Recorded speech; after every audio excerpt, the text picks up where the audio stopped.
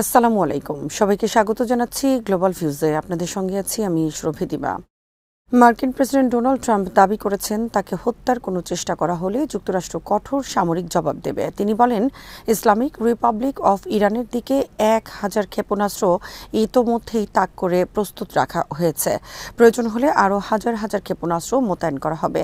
ট্রাম্পের এই মন্তব্য নতুন করে যুক্তরাষ্ট্র ইরান উত্তেজনা বাড়িয়েছে। এদিকে ইরানের পররাষ্ট্রমন্ত্রী আব্বাস আরাকচি অন্তর্বর্তী সমঝোতা স্মারক বাস্তবায়নে ব্যর্থতার জন্য যুক্তরাষ্ট্রের কঠোর সমালোচনা করেছেন। তিনি অভিযোগ করেন ওয়াশিংটন তাদের প্রতিশ্রুতি রক্ষা করেনি এবং ধারাবাহিকভাবে সমঝোতার শর্ত লঙ্ঘন করছে।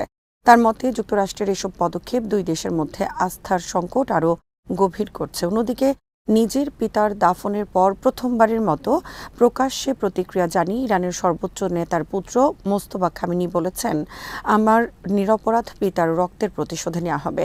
প্রতিশোধই আমাদের জাতির ইচ্ছা। তার এই বক্তব্য ইরানের অভ্যন্তরে প্রতিশোধের দাবিকে আরও জোরালো করেছে। একই সময় ইরানের পররাষ্ট্র মন্ত্রণালয়ও সতর্ক করে বলেছে, সমঝোতা স্মারকের অধীনে যুক্তরাষ্ট্র যদি তার প্রতিশ্রুতি ভঙ্গ করে তাহলে তেহরানও পারস্পরিক ও সমপর্যায়ের পদক্ষেপ নেবে।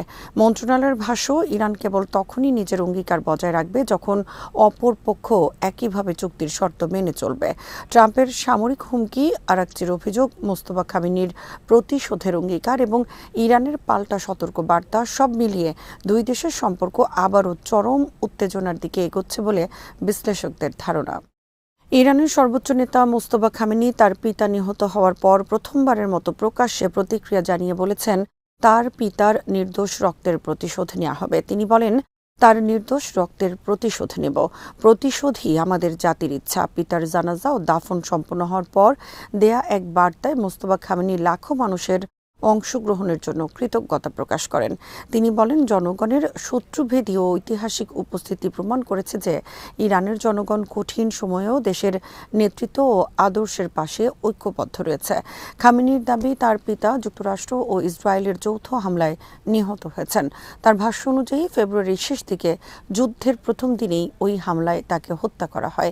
এ ঘটনাকে তিনি অন্যায় ও অপরাধমূলক আখ্যা দিয়ে বলেন, এর জবাব অবশ্যই দেয়া হবে। বার্তায় তিনি আরও বলেন, শহীদদের রক্ত কখনো বৃথা যাবে না এবং দেশের সার্বভৌমত্ব ও নিরাপত্তা রক্ষায় ইরান দৃঢ় অবস্থানে থাকবে।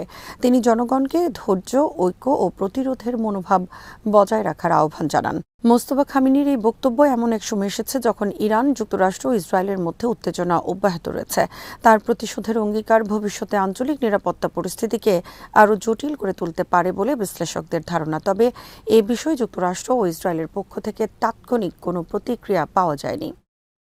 যুক্তরাষ্ট্রের প্রেসিডেন্ট ডোনাল্ড ট্রাম্প ইরানের সর্বোচ্চ নেতা আয়াতুল্লাহ আলী খামেনির জানাজায় তাকে হত্যার প্রকাশ্য আহ্বানের পর তেহরানকে কঠোর হুঁশিয়ারি দিয়েছেন।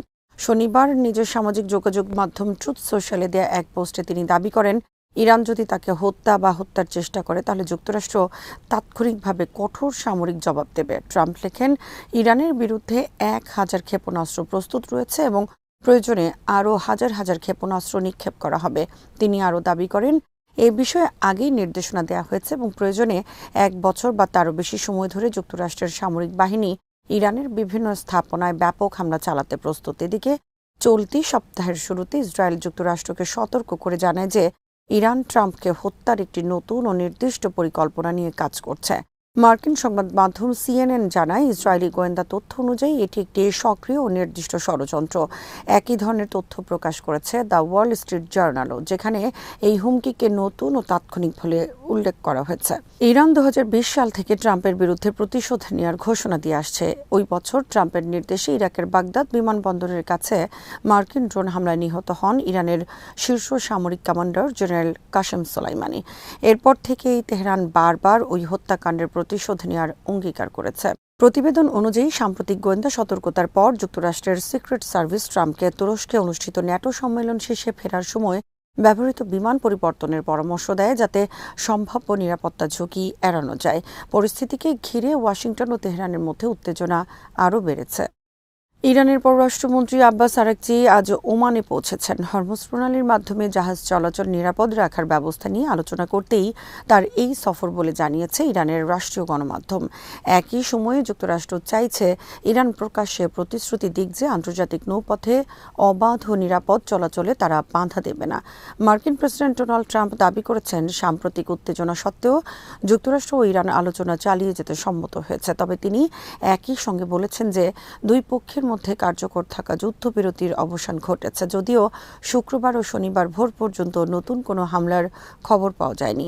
যুক্তরাষ্ট্রের গণমাধ্যমে প্রকাশিত খবরে বলা হয়েছে, মার্কিন ভাইস প্রেসিডেন্ট জেডি ভান্স, পররাষ্ট্রমন্ত্রী মার্কো রুবিও, বিশেষ দূত স্টিভ উইটকফ ও জারেড কুশনার আলোচনায় অংশ নিতে পারেন। তবে ইরানের ফার্স্ট নিউজ এজেন্সি জানিয়েছে, যুক্তরাষ্ট্র তাদের অবস্থান পরিবর্তন না করা পর্যন্ত কোনো আনুষ্ঠানিক আলোচনা হবে না। এরই মধ্যে আরাকচি অভিযোগ করেছেন, যুক্তরাষ্ট্র অন্তর্বর্তী সমঝোতা লঙ্ঘন করেছে। তার ভাষায়, পারস্পরিক প্রতিশ্রুতি মানলেই কেবল সমঝোতা টিকে থাকতে পারে। অন্যদিকে মার্কিন কর্মকর্তারা দাবি করেছেন, হরমুজ প্রণালীতে সাম্প্রতিক জাহাজে হামলা ইরানের কেন্দ্রীয় সিদ্ধান্ত ছিল না এবং তেহরানও তা জানিয়েছে। ট্রাম্প আরও সতর্ক করে বলেছেন, যদি তার বিরুদ্ধে হত্যা চেষ্টার মতো কোনো পদক্ষেপ নেওয়া হয় তাহলে ইরানের বিরুদ্ধে ব্যাপক ক্ষেপণাস্ত্র হামলা চালাতে যুক্তরাষ্ট্র প্রস্তুত। তবে এ বিষয়ে ইরানের পক্ষ থেকে তাৎক্ষণিক কোনো প্রতিক্রিয়া জানানো হয়নি। যুক্তরাষ্ট্রের দাবি, হরমুজ প্রণালীতে সব ধরনের জাহাজ চলাচল অবাধ রাখতে ইরানকে প্রকাশ্যে অঙ্গীকার করতে হবে। বিশ্লেষকদের মতে, এই জলপথে উত্তেজনা অব্যাহত থাকায় বৈশ্বিক জ্বালানি বাজারে অস্থিরতা তৈরি হয়েছে এবং তেলের দামও আবার বাড়তে শুরু করেছে। সৌদি আরবের যুবরাজ ও প্রধানমন্ত্রী মোহাম্মদ বিন সালমান এবং যুক্তরাষ্ট্রের প্রেসিডেন্ট ডোনাল্ড ট্রাম্প শুক্রবার এক টেলিফোন আলাপে মধ্যপ্রাচ্যের নিরাপত্তা পরিস্থিতি, হরমুজ প্রণালীতে নৌ চলাচলের নিরাপত্তা এবং যুক্তরাষ্ট্র ইরানের চলমান যোগাযোগ নিয়ে আলোচনা করেছেন।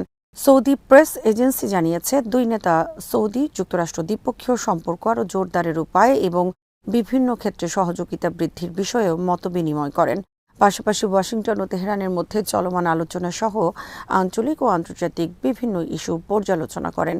আলোচনায় মোহাম্মদ বিন সালমান ও ট্রাম্প আন্তর্জাতিক সমুদ্রপথের নিরাপত্তা নিশ্চিত করা, নৌ চলাচলের স্বাধীনতা বজায় রাখা এবং আঞ্চলিক শান্তি ও স্থিতিশীলতা জোরদারে যৌথ প্রচেষ্টার গুরুত্বের উপর জোর দেন। এদিকে সৌদি পররাষ্ট্রমন্ত্রী প্রিন্স ফয়সাল বিন ফারহানও মার্কিন পররাষ্ট্রমন্ত্রী মার্কো রুবিওর সঙ্গে পৃথক টেলিফোনে কথা বলেন। তারা মধ্যপ্রাচ্যে নিরাপত্তা ও স্থিতিশীলতা বজায় রাখতে দুই দেশের মধ্যে ঘনিষ্ঠ সমন্বয় ও নিয়মিত পরামর্শ অব্যাহত রাখার বিষয়ে একমত হন। সাম্প্রতিক সময়ে যুক্তরাষ্ট্র ও ইরানের মধ্যে নতুন করে উত্তেজনা বৃদ্ধি পাওয়ার প্রেক্ষাপটে এসব উচ্চ পর্যায়ের যোগাযোগ অনুষ্ঠিত হয়েছে। সর্বশেষ সংকটের সূচনা হয় হরমুজ প্রণালী দিয়ে চলাচলকারী বাণিজ্যিক তেলবাহী জাহাজে ইরানের হামলার পর। এর জবাবে যুক্তরাষ্ট্র ইরানের অভ্যন্তরে বিমান হামলা চালায়। পরে তেহরান উপসাগরীয় অঞ্চলে যুক্তরাষ্ট্রের মিত্রদের লক্ষ্য করে ক্ষেপণাস্ত্র ও ড্রোন হামলা চালালে বৃহত্তর আঞ্চলিক সংঘাতের আশঙ্কা দেখা দেয়। এই পরিস্থিতিতে মিশর, কাতার ও পাকিস্তান সহ বিভিন্ন দেশ ওয়াশিংটন ও তেহরানকে পুনরায় আলোচনায় ফেরার আহ্বান জানিয়েছে। অন্যদিকে ট্রাম্প জানিয়েছে, যুক্তরাষ্ট্র ইরানের সঙ্গে আলোচনা চালিয়ে যেতে সম্মত হলেও সাম্প্রতিক হামলার পর কার্যত যুদ্ধবিরতি শেষ হয়ে গেছে। সৌদি আরব বরাবরের মতোই সংযম, সংলাপ ও কূটনৈতিক সমাধানের পক্ষে অবস্থান পুনর্ব্যক্ত করেছে। একই সঙ্গে হরমুজ প্রণালীর মতো গুরুত্বপূর্ণ আন্তর্জাতিক জ্বালানি পরিবহন পথের নিরাপত্তা নিশ্চিত করার উপরও গুরুত্ব আরোপ করেছে। আজ এখানেই শেষ করছি। সবাই ভালো থাকুন, সুস্থ থাকুন আর দেখতে থাকুন বিডি ভিউজ। চ্যানেলটি ভালো লাগলে সাবস্ক্রাইব করুন। সংযুক্ত থাকুন আমাদের ফেসবুক পেজে। আল্লাহ হাফেজ।